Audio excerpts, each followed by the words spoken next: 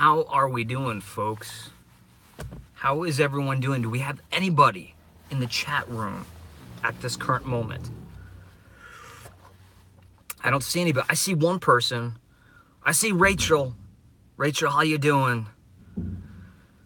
A gift. Yes, a gift from Yankee Candle. It finally arrived. If you guys don't remember, or if you just don't know, about 3 weeks ago, via Twitter, Yankee Candle reached out to me and said, we heart your videos. We would like to send you a gift in the mail. And wow, I mean, bam. I mean, that's huge. I mean, that's huge. Even a shout out from Yankee Candle, or a like, or some form of message is always this overwhelming feeling. And to actually have them write a message and send something to you is quite a thing. It's a thing, and it's an experience. But it took a long time. I was worried it got lost in the mail, so I contacted them, and they said, no, it's on its way. It's on its way. And then they said it would be worth the time. And you're gonna kill me because I didn't actually bring it. It's an it. I wouldn't have put this in the video if it was multiple things. It's one item. They gave to me. They must have went on my Instagram account, pulled a photo of me, a selfie, standing in front of Yankee Candle. This is just gonna be Sumatra at Starbucks. No room for milk cream. They sent me a candle of Midsummer Night, a tumbler, 2-wick tumbler. It didn't even have the Midsummer Night logo on it. Just had a picture of me standing in front of Yankee Candle. Awesome. Absolutely awesome. That will forever be a part of my collection. It's very exciting to get something from Yankee Candle. So I don't want to sound ungrateful. Don't ever make this sound like I'm ungrateful. But I've been reaching out to Yankee Candle for like 2 years, trying to talk to somebody on the phone, trying to have a conversation with somebody from corporate. I've made very good friends, and in some cases close friends, with some folks, most of the folks at the Yankee Candle Village. And they've referred me to corporate, but I've yet to really have a meeting with Yankee Candle, and I really thought for some reason that this was going to be my opportunity, that this was going to be, they were going to send me something, and I would have a chance to reach out, promote what they sent me, and just ask them kindly. It's like, hey, you got like 5 minutes where we could speak on the phone? But I don't think this is the situation. So, wasn't Sea Witch. That would have been cool. How cool would that have been? The dilemma is, I love covering Yankee Candle products. I love Yankee Candle. It's been in my life, whole life. And I started the Candle Enthusiast really with the Yankee Candle in mind. And what I'm getting to a point now where there's a lot of other smaller candle companies that I do want to branch out to, but there's so much Yankee Candle stuff to cover. And I feel as though if Yankee Candle doesn't help in some way YouTubers, the YouTube community, to reach out to them and promote them, especially those who are really portraying Yankee Candle, not portraying it, but showing, portraying makes it sound like you're lying. I exude nothing but Yankee Candle positivity. I am the embodiment of an enthusiastic Yankee Candle collector, buyer, lover, and all I want, all I could ever want for that, and they don't owe me nothing. They will never owe me anything. But could you imagine if they just posted on Facebook, check out this weird guy called the Candle Enthusiast. He's got some interesting things to say. What that would do, and I've said this many times, is it would give me a mega microphone to speak to a much broader Yankee Candle fan base. The current generation, past generations, if we want to say that, but more importantly, the upcoming generation, the generations, you know, the younger folks. And I just haven't been able to have my opportunity with Yankee Candle to share my thoughts on that. They owe me nothing. I would never be upset with Yankee Candle, but I really did think that this gift was somehow going to lead to that.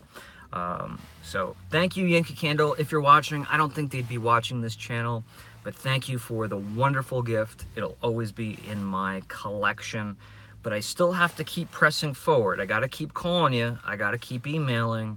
I got to keep poking to get somebody on the phone. And a lot of you have sent letters, postcards in the mail, and emails that you guys have reached out through social media and things like that. And for that, I can never thank you enough. Okay, so what Yankee Candle sent me, just to clarify, was a 2-wick tumbler, Midsummer Night, with a photo of me. It was a selfie that was on my Instagram page. And beautiful. I just didn't bring it. I thought I had it, and I'm like, as I was typing the title of this video, I'm like, oh God, I don't have it here with me. But you've seen the photo before, I'm sure, if you follow me on Instagram.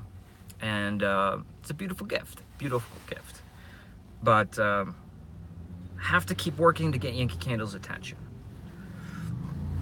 So that is that. I just felt like I needed to share that with you guys because I've been, you know, you guys have been in limbo too for like 3 weeks. I shared that they were sending me something, and I haven't told you what it was. Now, the second part of the title of this live is turning lemons into Pinot Noir. Now, that might sound like a funny saying. Hi, Nancy, how you doing? I'm going to try to really keep my eyes on the comments too now that I've done my little speech. What does turning lemons into Pinot Noir mean? Let me tell you a really quick story. When I lived in Napa Valley, all my stories begin with when I was in Napa Valley. I was with Dennis Cakebread. Dennis Cakebread is, if you don't know this name, he's one of the most respected and beloved wine makers, an owner of a wine brand, Cakebread Cellars in Napa Valley. Not layer cake, not cupcake wines, Cakebread. They're essentially one of the forefathers of Napa Valley post-Prohibition. See, I'm always wearing this coat. It says Cakebread Cellars. I worked for Dennis and Bruce. Dennis is his brother. But I was talking to Bruce one day, and he was showing me this brand new vineyard that he purchased. And he was showing me these vines of Pinot Noir. And Pinot is the hardest grape to grow. There's so many variables. And it's certainly the biggest investment as far as money, because one night of frost could ruin everything. But he was showing me how this one row of Pinot Noir was completely shrouded in shade from these really old oak trees. And he just bought this property. And I said, well, are you gonna cut the trees down? Because those Pinot Noir grapes, they're gonna need sun to fully ripen, right? You can't just leave them on the vine until October. You gotta really get them ripen quickly and gently. And he's like, no, what we're gonna do is we're gonna turn lemons into Pinot Noir. He took all of that entire row of Pinot Noir that was shrouded in shade, and he turned those Pinot Noir grapes into one of the most delicious Pinot Noir rosés. Not only is Pinot Noir rosé like something that just, it isn't a thing, but it was one of the most delicious wines, beverages, springtime, out in the porch, poolside kind of beverage. It's fantastic. And so I always kept that in my mind, you know, that phrase, turning lemons into Pinot Noir. Instead of trying to, you know, deconstruct a bad situation and trying to fix it and hoping for the best, rather taking a failure, or taking, not necessarily a failure, but taking a bum situation, a situation that's not the greatest, and looking on the bright side, looking at it positively, looking at it under a different light, trying to see it for the first time, and trying to be incredibly positive about it. Now, the reason why I'm sharing this story is because, now hold on to your shoes. Hold on to your shoes. Last night I was editing, as I'm always doing. I was editing a project that was supposed to be uploaded this morning. And, you know, how I work, if anyone doesn't understand the process of editing digitally, you have external hard drives, like little, I guess, little mini storage units, computers, right, that you, you know, hook into your hub so you can access footage and images and stuff like that. Well, there was one of my hard drives that had stuff from late October, all November, and December. Stopped working. It cut out. It's broken. It's gone. All of the footage. The good news is a lot of that stuff has been cut, like Santa's Village, Sturbridge. We got a couple of the in-betweens. The sad news is there was so many other things that were partially done and things that were completely done. I just hadn't really had a chance to finish them yet. So the hard drive is sent off to really one of the most respected places as far as trying to recover the footage. Could this situation have been avoided? Of course. I've always protected myself in this situation before, because you have to back up your footage. Everything has to be backed up. And this was just a scenario where you know, it's like you have to make the mistake once in your life to realize it can't ever happen again. So, instead of looking at this as, oh my God, what am I gonna do? I lost all of this stuff, things that I had planned to post all throughout winter and spring. I'm gonna look at this as a new beginning. I'm gonna take this situation. If I get my footage back, I get the footage back. But if I don't, I'm going to start anew. I'm going to try to take this situation and see how I can produce content in a much faster pace. Because I've always wanted to have, you know, 3 uploads a week. That was always my goal.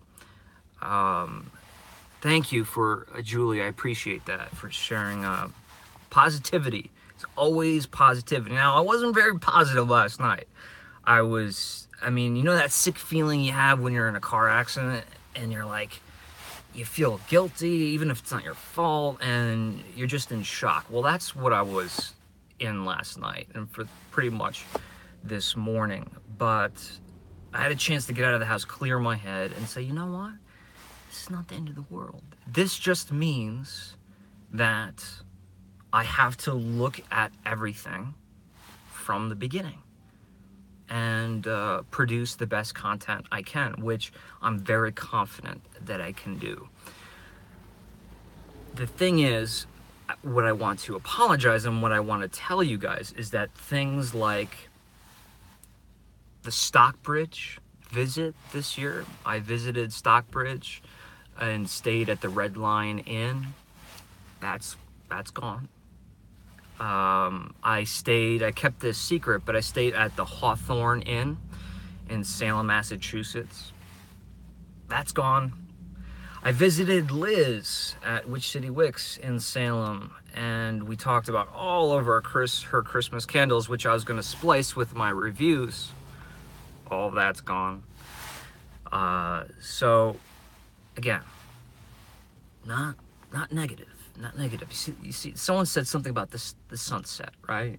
There's always something pretty to focus on. There's always something out there to divert your attention and say, you know what, let's make lemons into Pinot Noir. And that's exactly what I'm gonna do. Just wanna forewarn you that a lot of the stuff I said I was going to be posting won't be coming in the near future, if at all. Hopefully the drive comes back to me and they fix the problem and it's no big deal. But you know, you never know with these situations. So that is it. That is it. Right now I'm sitting watching this lovely sunset. I'm debating whether or not to go to Target to check out this new Yankee Candle collection. Was it the Color Collection? I didn't even look into it, to be honest with you. All right, Nikki, nice to hear from you. See you later.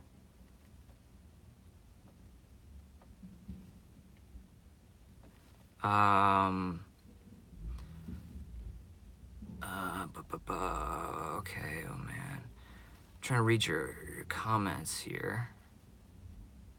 Target always makes me feel better. Well, don't they have an exclusive collection? Nicole, I received your message. I just haven't had a chance to sit down and actually respond to it yet.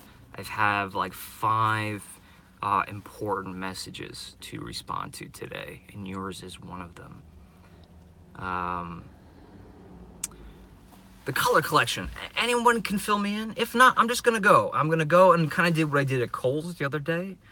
I'm gonna do kind of an off-the-cuff, go to the Target dollar spot. What's the Target dollar spot?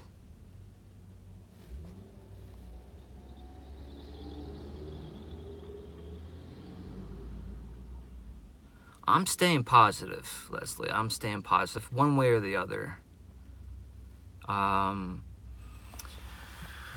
Was it? It was Brett from Philly Candleman was saying something about, he did a video on these Target products, and just the other day during my live, Cheryl asked me if I was going to review them. And I said, no, just because there's so much Yankee Candle stuff and I really have to focus on other candle companies. But I feel like, well, today I really don't have much of anything to edit. So I figured I'd go and see what these candles are all about in Target. But I just wanted to see if you guys had any experience with them, if anyone had purchased them, or if you even know what I'm talking about.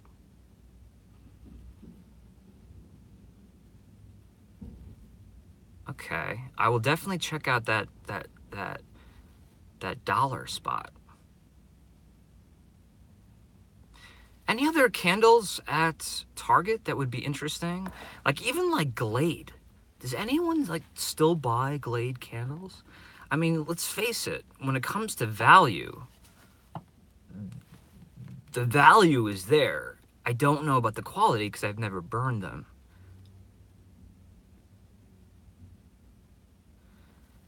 Okay, so Rachel says, I didn't like any of them, but the pink one was decent. Were they repackages, Rachel? Or were they brand new fragrances? I'll check out the Signature Soys. I will certainly do that. Leslie said, I saw Brett's reviews. They look awesome. Nicole says, I like them.